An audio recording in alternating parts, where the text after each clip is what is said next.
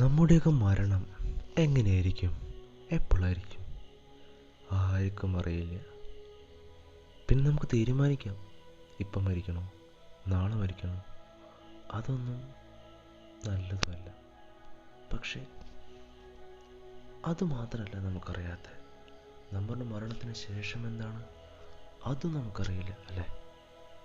അപ്പോൾ ഒരു ദിവസം ഞാനും ചിന്തിച്ചു, എൻ്റെ മരണം എങ്ങനെയായിരിക്കും, എപ്പോഴായിരിക്കും, പോട്ടെ എൻ്റെ മരണത്തിന് ശേഷം എന്തായിരിക്കും. അതായിരുന്നു എന്നെ കൂടുതൽ കൂടുതൽ മരണത്തിലേക്ക് അടുപ്പിച്ചത്. നമുക്ക് എൻ്റെ മരണത്തിന് ശേഷം എന്തായിരുന്നു എന്ന് ഞാൻ കണ്ട ആ ഒരു സ്വപ്നം, അതെ, അതൊരു സ്വപ്നമായിരുന്നു. ഒന്ന് നോക്കിയിട്ട് വരാം.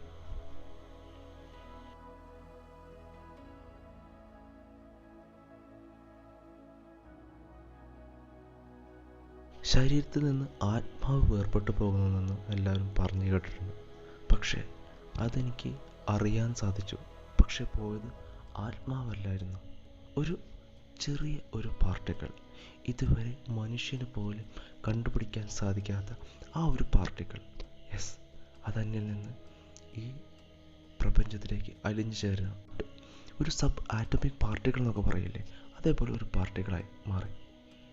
ഒരു കണികയ്ക്ക് ഈ പ്രപഞ്ചത്തെ കാണാൻ സാധിക്കും എന്നുള്ള ആ ഒരു വലിയൊരു തിരിച്ചറിവായിരുന്നു എൻ്റെ മരണം. യെസ്, ഞാൻ ഈ ഭൂമിയിൽ നിന്ന് കൂടപ്പുറപ്പുകളെല്ലാവരും വിട്ട് എൻ്റെ ഭൂമിയിൽ നിന്ന് ഞാൻ പുറത്തേക്ക് കടന്നു. ഈ സ്പേസ്, ഔട്ടർ സ്പേസിലേക്ക് ഞാൻ കടന്നു. അപ്പോഴാണ് ഞാൻ തിരിച്ചറിയുന്നത്, ആ ഒരു കണികയ്ക്ക് ഒരുപാട് ഒരുപാട് കഴിവുകളുണ്ട്. നമ്മൾ പറയുന്ന ഏറ്റവും സ്പീഡുള്ള വസ്തുവാണ് ലൈറ്റ്. അതായത് ശൂന്യാകാശത്ത് പോലും, അതായത് വാക്യത്തിൽ ഏറ്റവും സ്പീഡുള്ള വസ്തു ലൈറ്റാണ്. എന്നാൽ എനിക്ക് അതിലും സ്പീഡിൽ സഞ്ചരിക്കാൻ കഴിയും. ശരി, ഫ്യൂച്ചർ കണ്ടില്ലെങ്കിലും വേണ്ട, എനിക്കെൻ്റെ പാസ്റ്റ് കാണാമല്ലോ. ഈ ഭൂമിയിൽ വന്ന് എൻ്റെ മേത്ത് കൊണ്ട് തിരിച്ചു പോയ ഏതെങ്കിലും ഒരു ചെറിയൊരു പ്രകാശകണം എവിടെയെങ്കിലും വെച്ച് കാണാൻ സാധിച്ചാൽ അതെൻ്റെ പാസ്റ്റ് ആയിരിക്കുമല്ലോ. സോ ഞാൻ ആ കണികയെ, ആ ഒറ്റ കണിക കിട്ടിയാൽ മതി, എനിക്ക് എൻ്റെ പാസ്റ്റ് കാണാം. ഞാൻ ആ കണികയെ, അതല്ലെങ്കിൽ ആ ഒരു കൂട്ടം പ്രകാശ കണികകളെ ലക്ഷ്യമാക്കി മുന്നോട്ട് കുതിച്ചു. വളരെയധികം ദൂരത്ത് വെച്ച് ഞാൻ അവരെ കീഴ്പ്പെടുത്തി. ഞാൻ കണ്ടു, ഞാൻ ജനിച്ച ആ ഒരു സെക്കൻഡ് മുതൽ ഇന്ന് വരെയുള്ള ആ ഒരു നിമിഷം, അതെ, എനിക്കെൻ്റെ പാസ്റ്റിനെ കണ്ടെത്താൻ സാധിച്ചു. അപ്പോഴാണ് ഞാൻ ചിന്തിച്ചത്, എന്താണ് ബർത്ത്, എന്താണ് നമ്മുടെ ആ ഒരു ജീവിതം? ഒന്നുമില്ല. സോ അവിടെ നിന്ന് ഞാൻ വേറൊരു വഴി കണ്ടെത്തി. അതായത് മറ്റൊരു ലോകത്തിലേക്കുള്ള നമ്മുടെ ആ ഒരു മാർഗം. അതിന് സ്വർഗമെന്നോ നരകമെന്നോ എന്തും വിളിക്കാം. അതെ, വോംഹോ.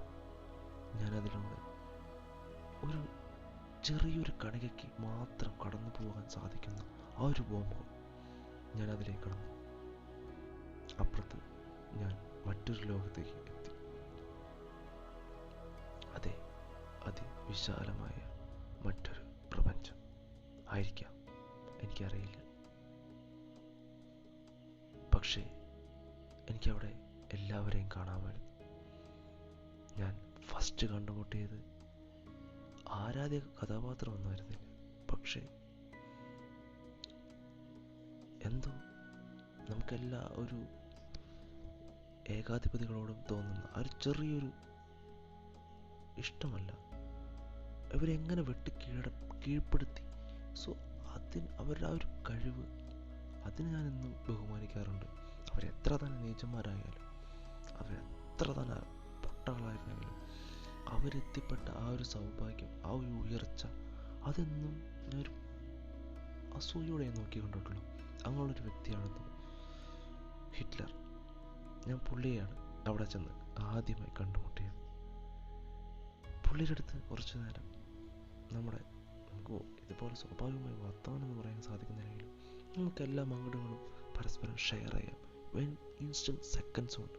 സോ അവിടെ ഒരു ലാംഗ്വേജ് ഇല്ലായിരുന്നില്ല, അവിടെ ഒരു എന്താ പറയുക, വർണ്ണവിവേചനമോ നിറമോ ഒരു ഭാഷയോ ഒരു രാജ്യത്തിൻ്റെ അതിർവരമ്പുകളോ ഒന്നും ഉണ്ടായിരുന്നില്ല. ഞങ്ങൾ ഓരോ കണികകളായിരുന്നു.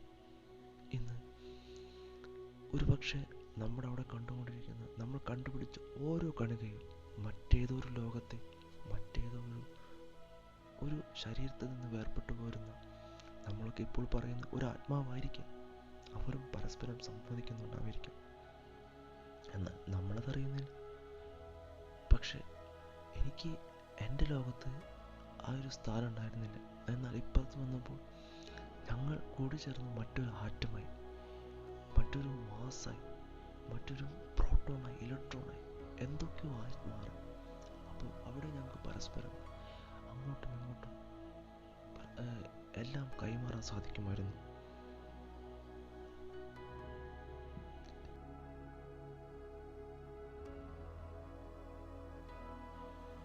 കേവലം വെറും ഒരു ഭാഷയിലൂടെ ആയിരുന്നില്ല ഞാനും അന്ന് ഹിറ്റ്ലറും ഞങ്ങളുടെ ആ ഒരു സൗഹൃദ സംഭാഷണം കൈമാറിയത്. പുള്ളിയെ ജസ്റ്റ് ഒന്ന് കണ്ടുമുട്ടിയപ്പോൾ തന്നെ ഞങ്ങൾ തമ്മിലുള്ള എല്ലാം അങ്ങോട്ടും ഇങ്ങോട്ടും കൈമാറാൻ സാധിച്ചു. പുള്ളിയുടെ ഭൂതം ഭാവി പുള്ളി കഴിഞ്ഞു പോയിരുന്ന എല്ലാ കാര്യങ്ങളും എനിക്ക് അറിയാൻ സാധിച്ചു. എൻ്റെ എല്ലാം അദ്ദേഹത്തിനും അറിയാൻ സാധിച്ചു. ഞങ്ങൾ വളരെ അടുത്ത കൂട്ടുകാരൻ. കാരണം മരിച്ച ലോകത്ത് ഒന്നിനും വേറൊരു സ്ഥാനമില്ല എന്ന് മനസ്സിലാക്കി. ഒരുപാട് പേരെ ഞാൻ ഒരുപാട് ആരാധിക്കുന്ന,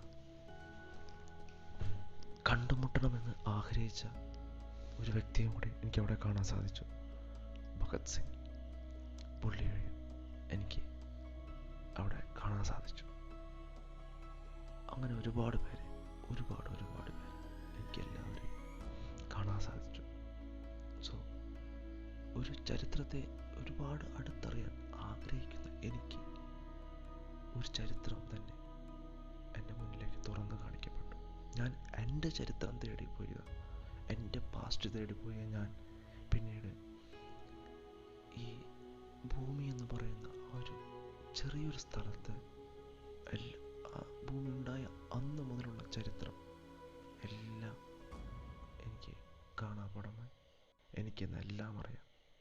എനിക്കല്ല, അവിടെയുള്ള എല്ലാവർക്കും എല്ലാം അറിയാം. എന്തെല്ലാം സംഭവിച്ചു എന്നുള്ള കാര്യങ്ങൾ എല്ലാം അറിയാം.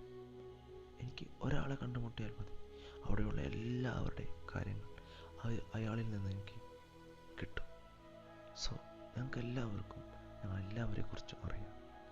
ഞങ്ങൾ കൂടി ചേർന്നാണ് അവിടെ മറ്റൊരു പ്രപഞ്ചം ഉണ്ടാകുന്നത്. ഞങ്ങൾ കൂടി ചേർന്നാണ് അവിടെ മറ്റൊരു ആറ്റം ഉണ്ടാകുന്നത്. ആ ആറ്റം കൂടി ചേർന്നാണ് അവിടെ മറ്റൊരു ജീവിവർഗം ഉണ്ടായി മാറുന്നത്, ഒരു സെല്ലുണ്ടാകുന്നത്, അങ്ങനെ ജീവിവർഗം ഉണ്ടാകുന്നത് എന്ന് ഞങ്ങൾ തിരിച്ചറിഞ്ഞു. അപ്പോൾ അതായിരുന്നു ഞങ്ങളുടെ ആ ലോകം. സോ എൻ്റെ മരണത്തെക്കുറിച്ചുള്ള ഞാൻ കണ്ട ആ ഒരു സ്വപ്നമായിരുന്നു വളരെ വളരെ മനസ്സിന് സന്തോഷമുള്ള, ഒരിക്കലും സയൻസിന് പോലും അംഗീകരിക്കാൻ പറ്റാത്ത എൻ്റെ ഒരു സ്വപ്നം. എൻ്റെ സ്വപ്നങ്ങളെല്ലാം അത്തരത്തിലുള്ള സ്വപ്നങ്ങളായിരുന്നു. ഇനിയും ഞാൻ അത്തരത്തിലുള്ള സ്വപ്നങ്ങളെ കാണും. ഇനിയും അത്തരത്തിലുള്ള എൻ്റെ സ്വപ്നങ്ങൾ ഞാൻ നിങ്ങളെ ഷെയർ ചെയ്യും. Good bye.